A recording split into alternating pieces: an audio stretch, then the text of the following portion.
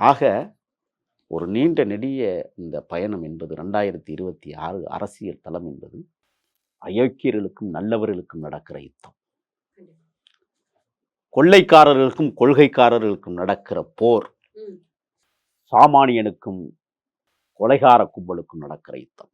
2026க்கான களம் வரலாற்று காணாத ஒரு களம்.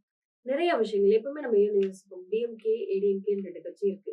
அது எவ்வளவு பெரிய மூதாட்டியா இருந்தாலுமே 2 பேருக்கு என்ன தெரியும்? உதயசூரியன் இருக்கு, ரெட்டையில இருக்கு அப்படின்னு தான் சொல்லிட்டு அந்த பித்தான் எங்க இருக்குப்பா, அந்த பட்டன் எங்க இருக்குப்பா, நான் அமுக்குறேன், அந்த இது எங்க இருக்குப்பா அப்படி கேட்டுதான் ஓட்டு போடுவாங்க.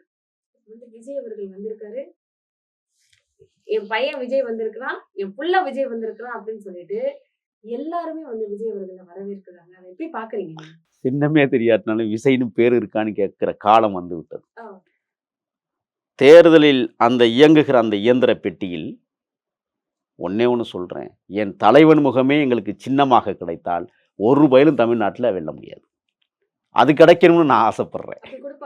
கொடுக்க முடியாது, கொடுக்க முடியாது, அப்படி சாத்தியம் இல்லை.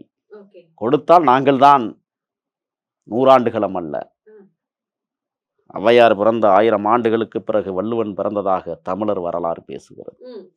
வள்ளுவர் பிறந்த 1000 ஆண்டுகளுக்கு பிறகு ராஜராச சோழன் பிறந்தான் என்பது வரலாறு. ராஜராச சோழன் பிறந்த 1036வது ஆண்டுக்கு பிறகு ஒரு தலைவன் உருவாகி இருக்கிறான் என்றால் சமகாலத்தில் என் இனமானத்துடைய தேசிய தலைவனும், அதே சமகாலத்தில் என் தலைவனுக்கு பக்கத்தில் 20 ஆண்டு கால இடைவெளியில் தமிழ்நாட்டில் ஒரு தலைவன் பிறந்திருக்கிறான் என்றால் எங்கள் தலைவர் விஜய் தான்.